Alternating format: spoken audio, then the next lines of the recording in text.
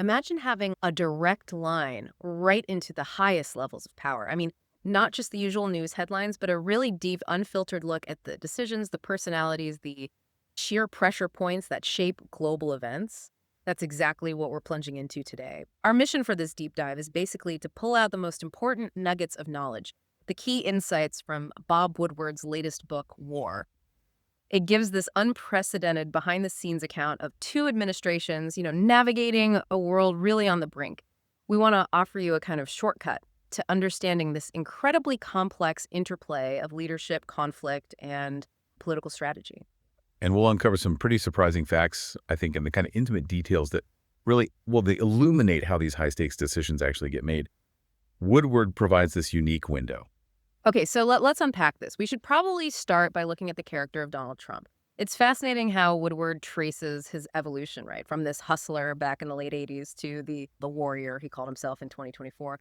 What were Woodward's first impressions? It's really revealing. Woodward's first encounter was actually way back in 1989, an interview with Carl Bernstein.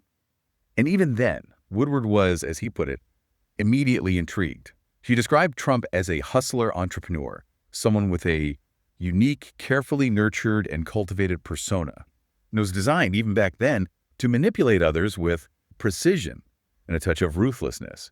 The key thing here is how deeply ingrained this sort of intentional performance was right from the start. Right, and Trump himself basically admitted he was putting on an act for them. He said something like, much more interesting would be the real act as opposed to the facade, which he claimed, hasn't been caught. He even said being on your good behavior wasn't nearly as interesting as the real screaming shouting. So it wasn't just a persona, it was deliberate, performance art almost. Exactly. And this obsession with toughness, it was there back then too. He was worried about the makeup all over you for TV, always wanting to look strong. He also talked about wanting to test people.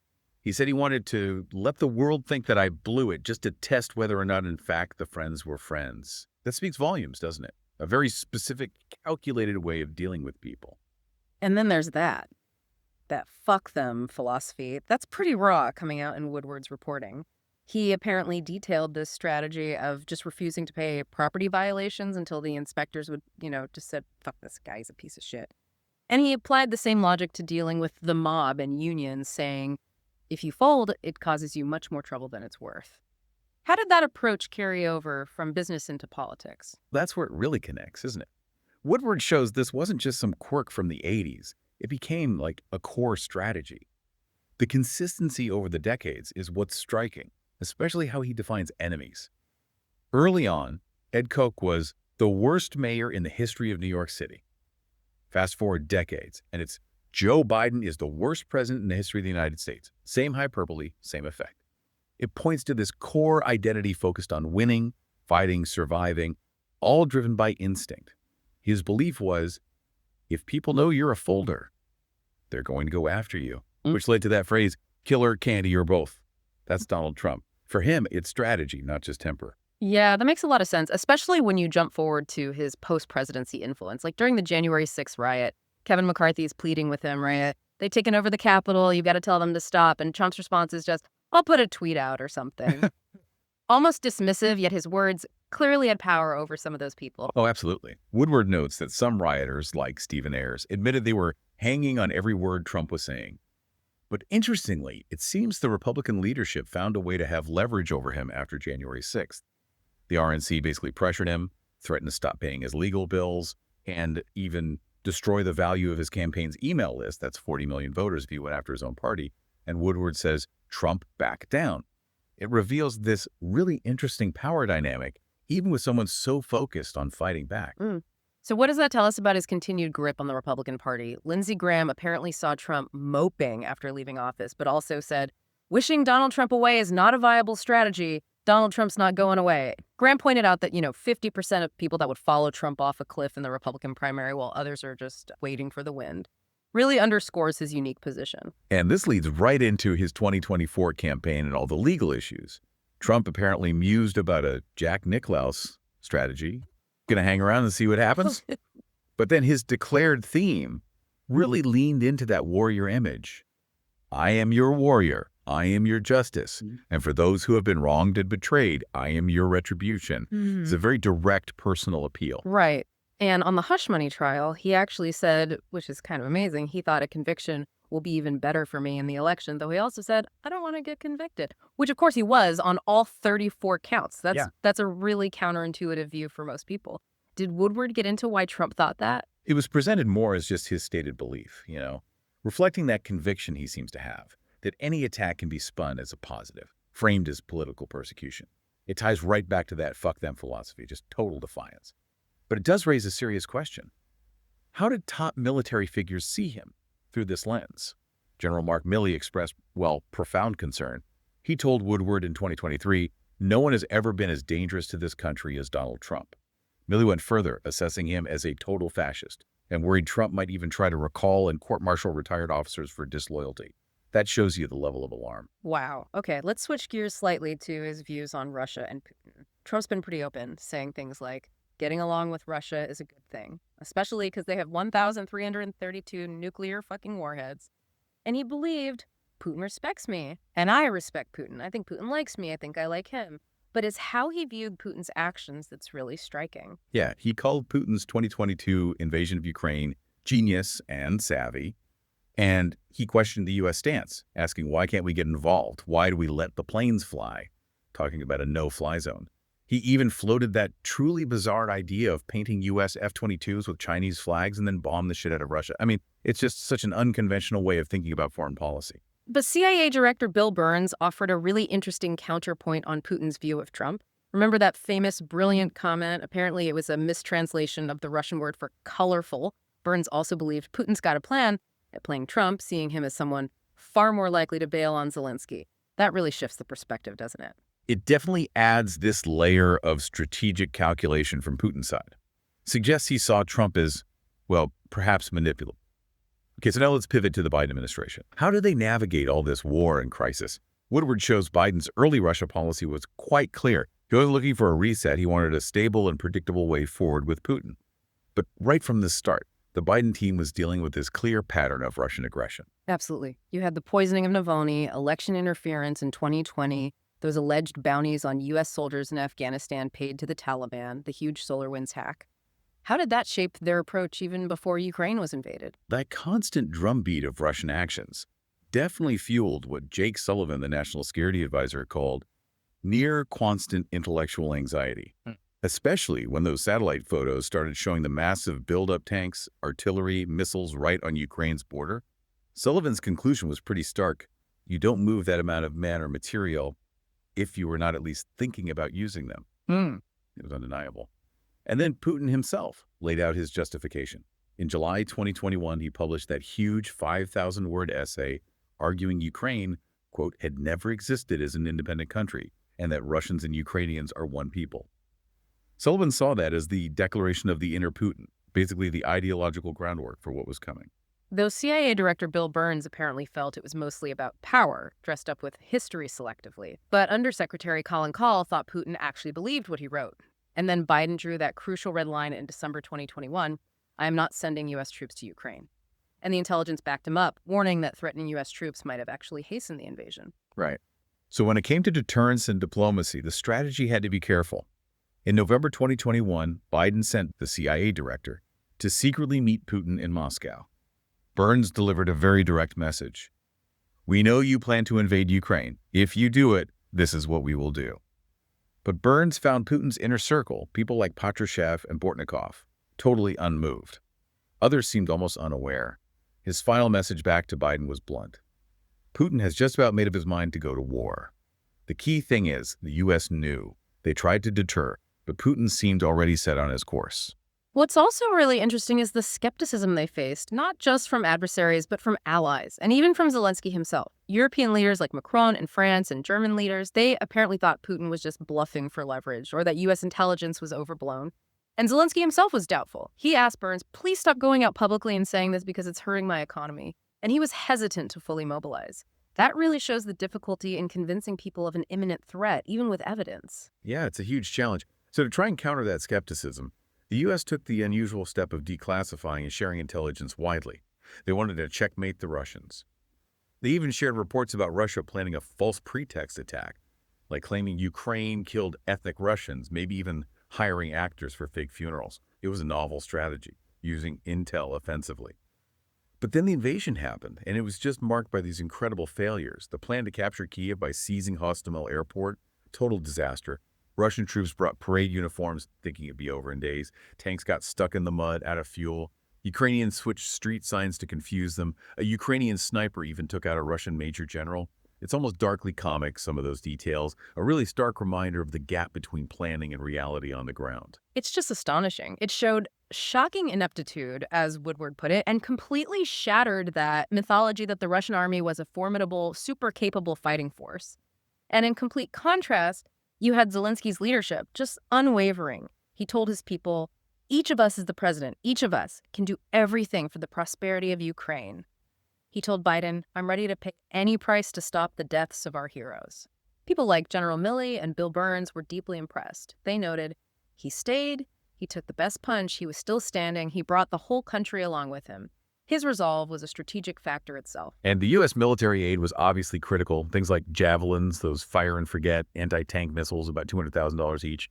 And the NASAMS air defense systems, the same ones used to protect the White House, costing $23 million per battery. They apparently shot down all 10 incoming targets in a test. So really vital stuff against the Russian attacks. But then you had these major shortages, especially artillery. That revealed a different kind of vulnerability for the West, right? Ukraine was burning through 100,000 rounds of 155 millimeter artillery a month. And the U.S. just did not have the stockpile because production had shifted to high-tech weapons, not mass artillery shells. It forced these tough conversations about telling Ukraine to fire less, try to be more precise. And the human cost, Woodward notes Ukrainian sappers clearing mines. 6 sappers lost their legs. Just brutal. And the decisions around F-16s and tanks were also really fraught. Biden held back on F-16s initially, worried about escalation, and the military assessment was they wouldn't have a near-term impact. Secretary Blinken suggested a kind of middle path.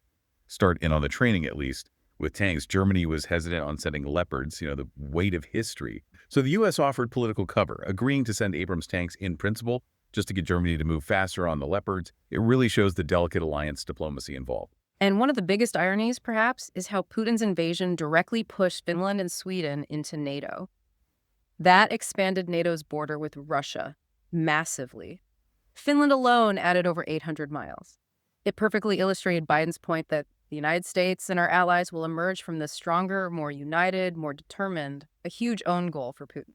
Absolutely. And Jake Sullivan credited Biden with being the first president in the 21st century who could say, I don't have American soldiers in war. This whole strategy providing massive intelligence, billions in military aid, but no U.S. boots on the ground. Sullivan says it has essentially created the necessary permission structure for sustained American support to Ukraine, sort of a new model. Okay, let's turn now to the Israel-Gaza conflict, a real regional tinderbox that just exploded on October 7th. The scale was unprecedented. Hamas killed over 1,200 Israelis, took more than 240 hostages, including 33 children, 12 Americans, described as the deadliest attack in Jewish history since the Holocaust. And the intelligence failure was just staggering. Israeli intelligence thought Hamas was deterred, not strong enough, maybe even had an incentive to keep the calm. Sullivan called it the most colossal intelligence and operational failure in the history of the State of Israel. A really stark reminder about the limits of intelligence, even for sophisticated agencies. The U.S. reaction was immediate. Strong condemnation, clear support for Israel. Biden convened his national security team right away, called for the strongest condemnation of Hamas. The U.S. moved ships, aircraft carriers to the region for support and deterrence, but, importantly, Woodward notes, no U.S. troops set foot in Gaza. And a major focus right away was trying to stop it from becoming a wider regional war. Biden apparently warned Netanyahu very forcefully against striking Hezbollah in Lebanon preemptively. He said, what you're about to do is going to guarantee a regional war. And U.S. intelligence backed that up, saying there was no sign Hezbollah was about to attack. Shows the U.S. actively trying to de-escalate. And it sounds like it was incredibly close. On October 11th, 2023, Israeli military leaders mistakenly reported Hezbollah paragliders attacking, pushing for immediate retaliation. U.S. intelligence quickly shut that down. Blinken apparently couldn't believe the Israelis were 30 minutes from launching based on totally erroneous information. The Israeli cabinet finally voted against the strike, but they'd lived 5 hours and 12 minutes on the brink. Terrifying how close it came. Meanwhile, hostage negotiations became a huge priority. Yeah. Qatar played a key role, their Prime Minister MBAR working closely with U.S. officials like Brett McGurk, they did a kind of test run releasing an American-Israeli mother and daughter, which showed the mechanism could work for bigger deals. But all this was happening as the humanitarian crisis in Gaza just got worse and worse. Right. And when Biden pushed Netanyahu on humanitarian aid, Netanyahu apparently suggested just sending everyone into Egypt. Take them all into Egypt and let them go there. Blinken was reportedly stunned. He knew Egypt's President Sisi would absolutely refuse, fearing a permanent refugee crisis. Sisi would, Blinken thought, fire upon refugees before letting any into Egypt. Just shows the massive disconnect on potential solutions. And the Rafah offensive became this huge point of friction. Biden kept pressing Netanyahu for a plan to protect civilians, saying there was no plan, no place to put them. He warned that going into Rafah would cause terrible harm to civilians, maybe more than 1,000 children being killed. This led to real frustration. Woodward reports Biden privately called Netanyahu a fucking liar and his staff fucking liars. He warned that Rafah risked a break with us and could ruin efforts to normalize relations with Saudi Arabia, damage ties with Egypt. You really feel the tension there. And then you get this quote from the Israeli Defense Minister, Yoav Gallant, this mission mentality. He said, "I have a mission and I'm going to fulfill it. The price is not important, not on our side, not on their side." Blinken apparently interpreted that as, "It doesn't matter how many people die, I have a mission to eradicate Hamas." That's a very stark, uncompromising position. Which then brings Iran more into the picture, doesn't it? Listen, CIA Director Burns noted Iran's risk appetite seemed to increase after October 7th. After an Israeli strike in Damascus killed Iranian commanders, Supreme Leader Khamenei ordered direct retaliation against Israel. which led to Operation True Promise, April 13th, 2024. Iran launched this massive drone and missile attack, 150 UAVs, 30 cruise missiles, 110 ballistic missiles fired at Israel. The U.S., along with allies like the UK, France, Jordan, Saudi Arabia, helped Israel shoot down most of them. A huge defensive effort. And Biden's advice to Netanyahu afterwards was critical. Take the win, don't retaliate further. He made it clear the U.S. will not participate in any Israeli offensive action against Iran. That really underscored Biden's determination to avoid a full-blown Middle East war, even after a direct Iranian attack. It's a key example of that strategic restraint. Okay, shifting back to the American front now. Domestic challenges, the presidency itself. The Afghanistan withdrawal, for instance. That was tough.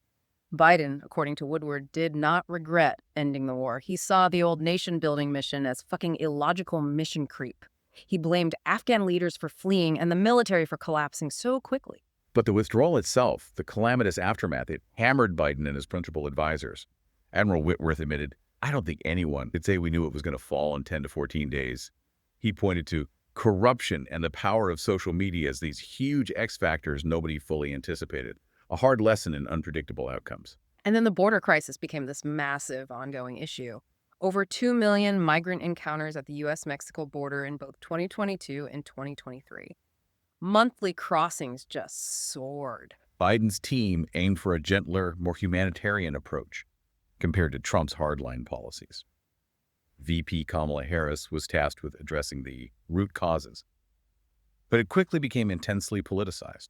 Republicans went after Homeland Security Secretary Mayorkas, leading to that impeachment attempt Democrats called a baseless sham.